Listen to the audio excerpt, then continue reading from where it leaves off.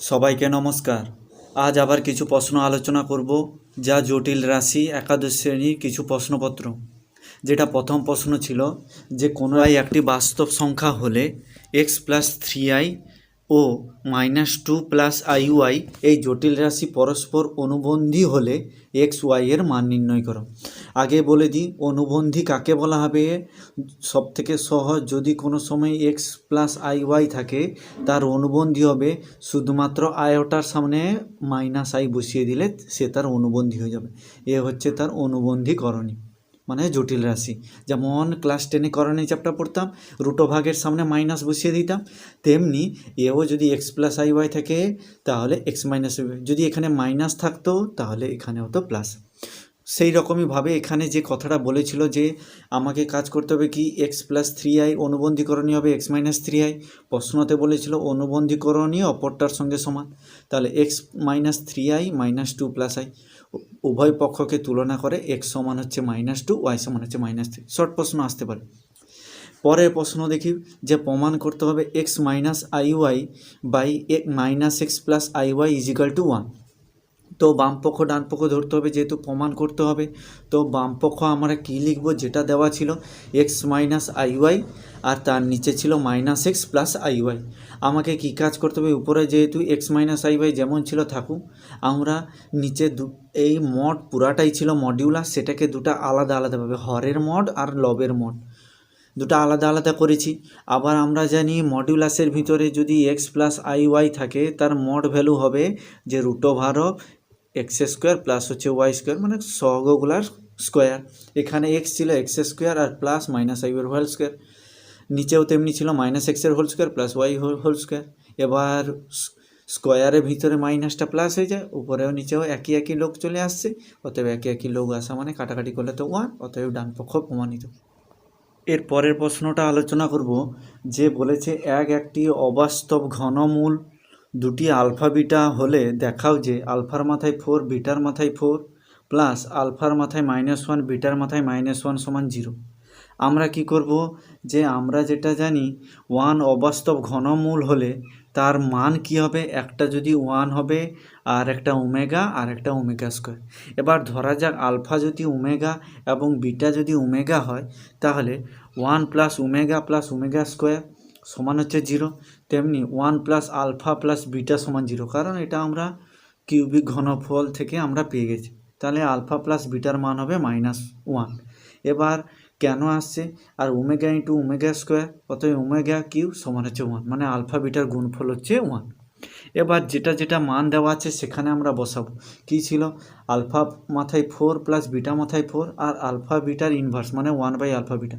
সূত্রতে কি বসাবো, যে 4 ছিল a² + b² মানে যদি আমরা সূত্র জানি a + 4 থাকলে আমরা লিখতে পারি তো a² প্লাস হচ্ছে y² আর এটার ফর্মুলা কি জানি, a² + b² formula a + b।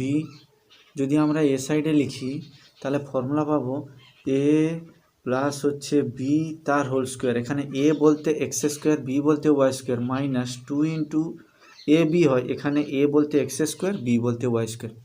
তেমনি এখানে মান করে বসানো হয়েছে, পরপর মান বসানোর পরে আলফা + বিটার হোল², আবার সূত্র বসানো হয়েছে 2α বিটা। আলফা + বিটার মান -1 ছিল, প্রথম থেকে আমরা মান বের করেছিলাম, আর আলফা বিটা সমান তো 1 ছিল, তার হোল² মাইনাস হচ্ছে 1 মান গুণ করার পরে এক হচ্ছে -1 এর হোল² সমান হচ্ছে তো 1 আর -1 বাইরে ছিল, অতএব +1 - 1 সমান হচ্ছে 0। তেমনি পরের প্রশ্নটা বলেছে উৎপাদকে বিশ্লেষণ করো, নতুন টাইপের বলে দেওয়া। উৎপাদক x² - ab প্লাস হচ্ছে b²। এটা যদি আমরা দেখি, প্রথমে প্রশ্নটা টুকেছি, প্রশ্ন টুকার পরে এই -1 জায়গায় আমরা কি করেছি, 1 + ওমেগা + ওমেগা² যে থাকে, 1 + ওমেগা + ওমেগা² যে থাকে, দিয়ে ওমেগা প্লাস হচ্ছে ওমেগা² বাম দিকে রেখে সমান -1কে ডান দিকে দিয়েছি। এই -1 জায়গায় ওমেগা + ওমেগা² লিখেছি, আর এবি তো যেমন ছিল আর বি স্কোয়ারের জায়গায় লিখেছি, আমি তো বলতে পারি বি স্কোয়ার গুণিত 1 আছে, আর 1 মানে b square into omega q. যেহেতু 1-এর একটি অবাস্তব ঘনফল ওমেগা, তো আমরা সূত্রতে বসিয়েছি 1 + ওমেগা স্কোয়ার 0 আর ওমেগা কিউ সমান হচ্ছে 1। তেমনি পরের পার্টটাতে মান বসানোর পরে কমন নেওয়া হয়েছে, প্রথম পার্টে কমন আছে a + ওমেগা বি, আর পরেরটাতে a + ওমেগা স্কোয়ার। তেমনি পরের প্রশ্নটা যদি দেখি, সেও ওমেগা কিউ x³ + y³ আমরা সূত্র কি জানি a + b * x² মাইনাস, যেহেতু x³ + y³ ছিল তাহলে x + y * x² - xy plus হচ্ছে y²। এই -1-এর কাছে আমরা সেই কথা বসাবো ওমেগা + ওমেগা স্কোয়ার দিয়ে মান শুধু বসিয়ে সমাধান করলে আগের কথাটা এখানে কপি করে লেখা হয়েছে। লেখার পরে আমরা পাবো x + y, x + omega Y আর x + ওমেগা স্কোয়ার ওয়াই। এগুলা লেখার পিছনে কারণ হচ্ছে আমাকে উৎপাদকে বিশ্লেষণ করো, কিন্তু লিনিয়ার আকারে, মানে এক্সের কোনো পাওয়ার থাকবে না। যদি তোমরা দেখো আমরা আগে কি করতাম, সূত্র শুধু বসিয়ে দিতাম এইখানে অবধি শেষ, কিন্তু এখানে এক্স ওয়াই তো লিনিয়ার ফ্যাক্টর আছে, কিন্তু এটা লিনিয়ার ফ্যাক্টর না। কারণ হচ্ছে যে এখানে এক্সের মাথায় 2 আছে, আবার এক্স ওয়াই গুণ আছে, তো লিনিয়ার ফ্যাক্টর করার জন্য আমাদের জটিল রাশির সাহায্য নিতে হবে। তেমনি তার পরের প্রশ্নটা দেখব। তার পরের প্রশ্নটা কী ছিল, যে বলেছিল যে √ ভিতরে x - iy যদি a - ib হয়, আর a b x y হচ্ছে অবাস্তব হলে দেখাও যে √ ভিতরে x + iy হোক a + ib হবে। তবে কথাটা হচ্ছে যেটা দেওয়া ছিল, মানে বাম দিকে যেটা দেওয়া ছিল √ ভিতরে x - iy সমান হচ্ছে a - ib, √ তুলে দেওয়া আছে, তাহলে a - ib হোল স্কোয়ার। উভয় পক্ষকে অনুবন্ধীকরণই করা হয়েছে, তাহলে বাম দিকে হয়ে যাবে x প্লাস হচ্ছে x - iy মাথায় বার, আর ডান দিকে হয়ে যাবে a - ib হোল স্কোয়ারের মাথায় বার। তো a + ib হোল স্কোয়ারের মাথায় বারকে আমরা হোল স্কোয়ার ছিল সেটাকে আলাদা আলাদাভাবে লিখেছি। এটা তো মাথায় বার থাকলে কী হবে, মানে অনুবন্ধী জটিল রাশি, মাইনাস থাকলে আইয়ের সামনে প্লাস হয়ে গেল, তেমনি প্রত্যেকটা এও মাইনাস থাকলে প্লাস, এটাও মাইনাস থাকলে প্লাস। আর z1 * z2 যদি মাথায় টোটালটা বার থাকে সে আলাদা আলাদাভাবে হয়ে যাবে z1 বার * z2 বার। পরপরে লেখা হয়েছে, পরপর লেখার পরে মান শুধু বসে, যে বাম দিকে তো x + iy ছিল আর a + ib হোল স্কোয়ার, অতএব স্কোয়ারটাকে উল্টে দিলে √ x + iy, আর এই সাইড হবে a + ib। তেমনি পরের প্রশ্নটা দেখব কি ছিল, যে যদি পরের প্রশ্নটা দেখি, পরের প্রশ্নটা কি ছিল, যে যদি এবার আমরা পরের প্রশ্নটা দেখব কি ছিল, যে যদি z = x + iy হয় এবং z + 6 তার মড সমান 2z + 3 তার মডের সঙ্গে যদি সমান হয়, তাহলে প্রমাণ করো x² + y² হচ্ছে 9। এটা একটা সঞ্চার পথের সমীকরণ, যেমন এটা হচ্ছে বৃত্তের সমীকরণ বলতে পারি, কারণ হচ্ছে এর সেন্টার হচ্ছে 0 0 আর রেডিয়াস হচ্ছে 3। কেমন হলো, যে কোনো একটা বৃত্তকে আমরা লিখতে পারি x - এর তার হোল স্কোয়ার প্লাস হচ্ছে y - b তার হোল স্কোয়ার সমান হচ্ছে r²। এ আর হচ্ছে রেডিয়াস, যেমন এখানে 9 আছে, 9কে লিখতে পারি 3²। আর এ বি যেমন হচ্ছে 0 0, কারণ সেন্টার আমরা জানি a, b, এখানে তো x y এর সঙ্গে কোনো কিছু নেই, যেমন আমরা 0 0, আর এ বিকে আমরা ধরি সেন্টার, তো তেমনি আমরা সঞ্চারপথ হিসাবে ধরব। কথাটা হচ্ছে বাম দিকে যে কথাটা বলেছিল শর্তটা, যে মডের ভিতরে z + 6 সমান মডের ভিতরে 2z + 3, সেই জেড আমরা কি জানি, যেহেতু জটিল রাশিতে আমরা জেড সমান কি জানি, যে জটিল রাশিতে জেড সমান জানি x প্লাস হচ্ছে আয়োটা ওয়াই। তো যেখানে যেখানে জেড ছিল x + iy লিখেছি, আর 2 * x + iy 2 গুণ ছিল, সেই জন্য 2 সবার সঙ্গে গুণ করে আর +3। এবার রিয়েল পার্ট মানে আয়োটা পার্টকে আলাদা লিখেছি আর x + 6কে আলাদা লিখেছি। মড ছিল, মড তুলে দিলে √ x + 6 এর whole square plus y square, তেমনি এই সাইডে ছিল 2x + 3 whole square plus 2y এর হোল স্কোয়ার। তো উভয় পক্ষকে √ তুলেছি, দিয়ে মাঝখানে সূত্র বসিয়েছি x² + 12x + 36 + y², তেমনি ডান দিকেও সূত্র বসিয়েছি। সূত্র বসানোর পরে 3x² + 3y² সমান হচ্ছে 27, x² + y² সমান হচ্ছে 9। তেমনি পরের প্রশ্নটা দেখব, বলেছে জেড একটি জটিল রাশি হলে z + mod of z + 5 <= 6 হবে এবং z+2 এর বৃহত্তম ক্ষুদ্রতম মান নির্ণয় করো। এটাও ভালো মান, বৃহত্তম ক্ষুদ্রতম মান বেশিরভাগই পরীক্ষাতে আসে। তবে যেটা কথাটা আছে আগে z+2কে সাজিয়ে লিখি। কেমন লিখি? যে আমরা লিখতে পারি z+5 প্লাস হচ্ছে -3, কারণ +5 -3 হলে 2 হবে। তবে এই মড দেওয়ার পিছনে কারণ কি? মড দিলে ভ্যালুটা পজিটিভ হবে, আর সেটাকে <= দুটো আলাদা আলাদা পার্টে লেখা আছে, z+5 প্লাস মডও -3। যেহেতু বলেছে z+5 মডও z+5 হচ্ছে <= 6, কারণ কি? কারণ হচ্ছে যে z+5-এর মান যেহেতু 6-এর থেকে বইতে দেওয়া ছিল, তবে সেইটা আমরা বলেছি <= 6 ছিল, এখানে দেওয়া ছিল লিখেছি, আর এই সাইডের মানগুলোকে আমরা কপি করেছি। তো এই z+5 সেই জন্য আমরা লিখেছি যে z+5 <= 6+3 মানে 9, অতএব z+2 এর বৃহত্তম মান হবে 9। আবার আমরা জানি কোনো জটিল রাশির মডিউলাস ঋণাত্মক হতে পারে না, তাই জন্য z+2 এর ক্ষুদ্রতম মান হচ্ছে 0। হয় সব থেকে ছোট মানে মডিউলাস মানে হিসাবে জটিল রাশির মডিউলাস মানে কোনো বৃত্তের হচ্ছে রেডিয়াস, যে 0 থেকে ছোট হতে পারে না। তেমনি পরের প্রশ্নটা আলোচনা করব যে যদি কোনো একটি জটিল রাশিতে কি বলেছে 1+i 2+i 3+i ... করে n+i সমান হচ্ছে a+ib হয়, তাহলে দেখাব যে 2, 5, 10 তাদের গুণফল ... করে n² + 1 হচ্ছে a² + b²।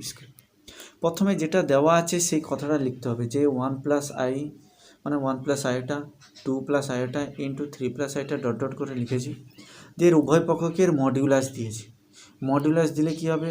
সবাই যেহেতু গুণফল ছিল, গুণফলের মডিউলাস সবার আলাদা আলাদাভাবে হবে, তো এখানেও আলাদা আলাদা হবে। 1+i এর আলাদা মডিউলাস, 2+i এর আলাদা মডিউলাস, 3+i এর আলাদা মডিউলাস, পরপর লিখেছি।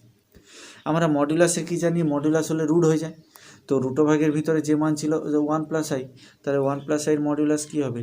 যে মড অফ যদি 1+i লিখি তার মডিউলাস হবে তো 1² 1 + হচ্ছে 1 সমান হচ্ছে 2, সেই জন্য √2, পরেরটা √5, পরেরটা √10, পরপর সিরিয়ালে মান বসানো হয়েছে, দিয়ে সমান এখানেও √2। এবার রুটভাগটা তুলে দিলে উভয় পক্ষকে যদি বর্গ করে দেয়, পক্ষকে রুটভাগ যদি তুলে দেওয়া হয় তাহলে চলে আসবে 2, 5, 10 ... করে n² + 1 সমান হচ্ছে a² + b²। তেমনি পরের প্রশ্নটা আলোচনা করব কি ছিল? যে যদি x + iy সমান √a+ib/c+id হয়, তাহলে প্রমাণ করো x² + y² সমান হচ্ছে a² + b² উপরে থাকবে মানে লবে, আর নিচে থাকবে c² + d²। আগে যে মানটা দেওয়া আছে আগে সেটা লিখি। কী ছিল? x + iy সমান হচ্ছে √এটা। কী করা হয়েছে? উভয় পক্ষকে বর্গ করা হয়েছে, x + iy² সমান এই সাইডে রুটভাগ তুলে হয়েছে। এবার রুটভাগ তোলার পরে উভয় পক্ষকে মড নিয়ে নেওয়া হয়েছে, এই সাইডেও মড। তো ডান দিকে মড কী হয়? ডান দিকে মড দুটো সেপারেট হয়ে যায়, লবেও মড থাকবে, হরেও মড থাকবে, আর বাম দিকে কোনো যদি স্কোয়ার থাকতো, মডের ভিতরে যদি স্কোয়ার থাকে তাহলে সেটা মড লিখে বাইরে স্কোয়ার মানে মডুলাসের বাইরে স্কোয়ার হয়ে যায়। তো কী ছিল? তো মডুলাস কী ছিল? যে রুটভাগ ছিল x² + y², তার বাইরে যে স্কোয়ার ছিল বলে রুটভাগ তুলে গেল, আর ডান দিকে তো সবার মাথায় রুটভাগ চলে এলো, কারণ এখানে ডান দিকে স্কোয়ার ছিল না, সেই জন্য রুটভাগও রিয়েল পার্টের স্কোয়ার প্লাস হচ্ছে ইমাজিনারি পার্টের স্কোয়ার। তেমনি মান করলে আমরা উভয় পক্ষকে আবার বর্গ করেছি, বর্গ করলে রুটভাগ চলে আসে, রুটভাগটা উভয় পক্ষকে বর্গ করলে রুটভাগটা উঠে যাবে, দিলে এই সাইডে a² + b²/c² + d²।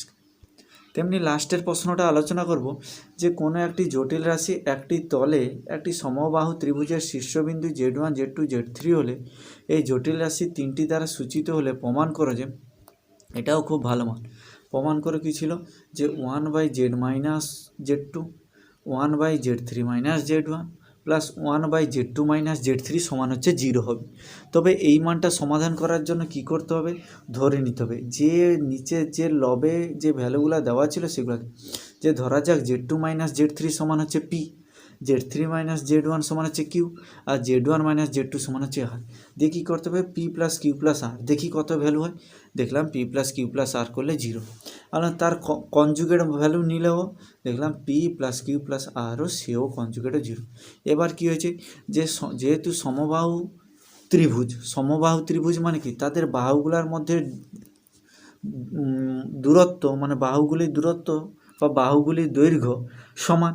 তো বাহুগুলির দৈর্ঘ্য যেহেতু শীর্ষবিন্দু বলেছে, তাহলে আমাদের মডিউলাস নিতে হবে, আবার তার স্কোয়ার নিতে হবে, দিলে বাহুগুলার মান পাবো। অতএব Z one minus Z three whole square সমান জেড থ্রি মাইনাস জেড ওয়ানের হোল স্কোয়ার সমান হচ্ছে জেড ওয়ান মাইনাস এটা হবে জেড টু তার হচ্ছে হোল স্কোয়ার। তবে কি করা হয়েছে, এই ভ্যালুটা হচ্ছে P into P, Q into Q, R into R সমান কিউ। তাহলে আমরা দুটার গুণফল কী করতে হবে, একসঙ্গে স্কোয়ার থাকলে পি ইন্টু পি বার, অর্থাৎ পি বার সমান হচ্ছে কে বাই, তেমনি কিউ বার সমান হচ্ছে কে বাই কিউ, তেমনি আর বার সমান হচ্ছে কে বাই আর। তেমনি পরের প্রশ্নটা যেহেতু 1/p আকারে লেখা আছে, আমরা কি জানি পি বার কিউ বার আর বার সমান 0, তবে বাম দিকে এই মানগুলো কে ইন্টু 1/p 1/q 1/r সমান হচ্ছে পি বার কিউ বার আর বার। এবার পি বাই কিউ বার আর বার আমরা প্রথমে প্রমাণ করেছি 0, তাহলে কে সমান তো 0 হবে না, তাহলে এই বন্ধনীর মধ্যে যে মানটা ছিল সেটা মনে হয় 0। তাহলে পির মান কি ধরেছিলাম, যে আমরা পির মান ধরেছিলাম হচ্ছে Z one minus Z two, যেটা লেখা হয়েছিল সেটাকে লিখতে হবে। কিউর মান হচ্ছিল যে Z two minus Z three, আর আর এর মান ছিল জেড ওয়ান। তাহলে 1/জেড টু মাইনাস হচ্ছে জেড থ্রি প্লাস হচ্ছে 1/জেড থ্রি মাইনাস হচ্ছে জেড ওয়ান প্লাস 1/জেড ওয়ান মাইনাস জেড টু সমান হচ্ছে 0। এইটাই ছিল।